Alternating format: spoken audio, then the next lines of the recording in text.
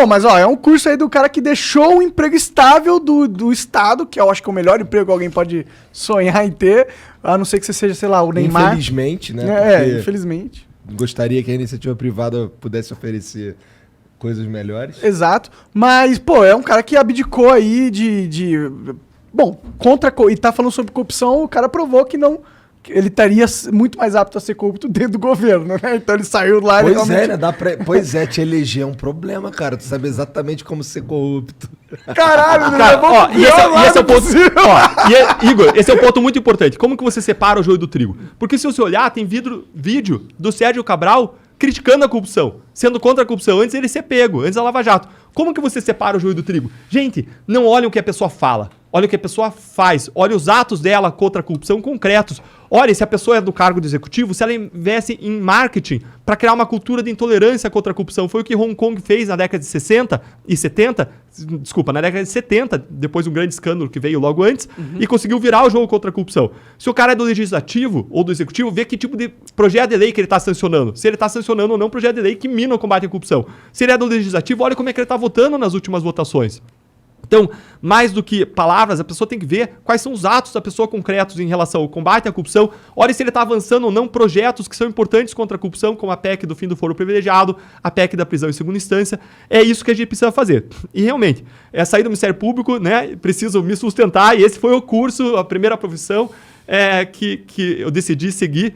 Eu acho da hora pra caralho. Legal, eu gosto desse negócio de curso, entendeu? Porque... pessoas que estão aptas, que entenderam sobre alguma coisa, algum processo da sociedade, pô, elas ensinarem isso de uma forma digital, de uma forma independente, sem ter que ter toda uma estrutura de faculdade. Você tá dando aulas que estaria numa faculdade, só que você tá dando... Talvez não no curso, porque você falou que é um negócio mais pra todo mundo e tal, mas você tem, imagino que você vai produzir. E o teu livro aí, como que é? Conta ele pra mim. Legal. Esse livro é um livro que eu lancei em 2017... Monarca, é o livro A Luta contra a Corrupção. E nesse livro, eu conto a história da Lava Jato, a história até chegar à Lava Jato, o que aconteceu, passo por esse tipo de import sobre o qual a gente vai conversar, ainda que está pendente aí na minha resposta. É verdade. E no final de cada capítulo, eu conto um problema e uma solução. Um problema que existe, por exemplo, a gente não tem a criminalização do enriquecimento ilícito do servidor público. Isso é recomendado por convenções internacionais e a gente não tem. Não tem? Não tem. Que absurdo. Cara, não tem. Isso é um problema. E estava na lei de improbidade e eles acabaram de destruir isso no Congresso. Então a gente não tem nem como improbidade administrativa e enriquecimento ilícito. Qual que é o problema aqui? O problema é o seguinte. Digamos que você pegasse um prefeito de uma cidade, tinha uma prefeita conhecida como prefeita ostentação. Você descobre que ela, depois que assumiu o cargo de prefeita, ela aparece com Ferrari, com patrimônio milionário. E aí, você não consegue descobrir qual que é o ato de corrupção concreto. Mas, como que você não consegue descobrir? Gente, não consegue. Por quê? Porque o ato de corrupção ele é estabelecido entre quatro paredes, aos sussurros. O pagamento da propina é disfarçado por uma série de mecanismos de lavagem de dinheiro. Então, você não consegue comprovar qual foi o ato de corrupção específico. Porque às vezes o ato de corrupção pode ser um ato legal. Como assim deu ter um ato legal? Veja no mensalão, o que os caras vendiam? O cara vendia o voto. E o cara pode votar no sentido A ou no sentido B? Pode. O problema não é ele votar no sentido A ou B. O problema é receber propina para votar no sentido A ou no sentido B. Então é muito difícil você identificar o ato de corrupção, você comprovar o pagamento de propina, de onde veio o dinheiro. E sem isso eu não consigo acusar a pessoa por corrupção. Se eu tivesse um crime de enriquecimento ilícito do servidor público, é só mostrar que ele tem mais dinheiro do que ele devia ter, com base na declaração de imposto de renda, com base em todas as informações fiscais, bancárias, você quebra o sigilo bancário, fiscal, você mostra, porque a pessoa pode ter dinheiro que veio de herança, ele pode ter dinheiro que ele acumulou ao longo da vida, né? Então você olha criteriosamente, se o cara enriqueceu visivelmente de modo ilícito, você teria um crime. E antes você tinha pelo menos improbidade, mas acabou de ser destruído. Então, até porque você sabe exatamente quanto é o salário que um prefeito ganha.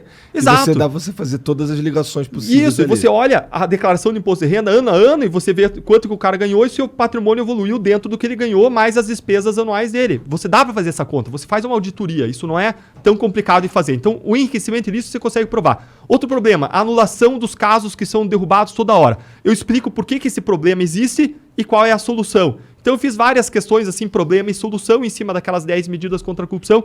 Esse foi o propósito do meu livro. Eu até lembro que um jornalista na época perguntou, mas por que você está fazendo esse livro no meio da Lava Jato? Eu falei, gente, porque a gente tem uma janela de oportunidade de transformação. Eu quero mostrar para as pessoas o caminho para a gente transformar essa realidade. Então foi Oh, meu Deus, o cara está fazendo um livro, parem ele. Exatamente. Exatamente. No meio da Lava Jato. Você tá fazendo um livro, cara? Cara, exatamente. Na Lava Jato, tudo. Cara, você espirrava, cara. Eu falava assim, eu não posso nem coçar a bunda em público que vão me processar por ato obsceno. Né? Imagina, não duvido, viu? Não duvido, não. Pois é, tinha um alvo gigante ali nas costas de Exato, vocês. porque você tem muito interesse envolvido nesse ambiente de discussão sobre política e sobre combate à corrupção, um ambiente intoxicado por todo tipo de interesse político, quando não devia ser. A gente devia estar todo mundo unido contra a corrupção. Agora, como que não é isso? Como que você sabe que não é isso? Como que você sabe que os partidos não fazem assim? É só olhar quantas pessoas os partidos excluíram ao longo da Lava Jato. Quantos excluíram? Cara, não excluíram praticamente ninguém. Praticamente ninguém. Excluíram os caras que delataram. Os políticos que delataram foram excluídos do partido. Então, você tem um sistema que se autoprotege. É tão comum, é tão normalizada, virou a norma na política esse tipo de conduta, que os partidos não excluíram. Que a Câmara e o Senado excluíram 1, 2, 3 ali no começo da Lava Jato e depois não mais. Quando você não precisa ter o fim do processo judicial para você excluir alguém. Basta olhar as provas, tá lá, tá estampado. Se for esperar o final, você vai esperar até o dia de seu nunca, porque vai demorar tanto para prescrever. Basta você não estar só jogando jogo político e sim você ser um cara ético, né? Se você é um cara ético e tá vendo o que é verdade, o que é mentira, você faz seu julgamento crível de ser humano, e se você não vê que aquilo tá errado, algo tá errado com você, né?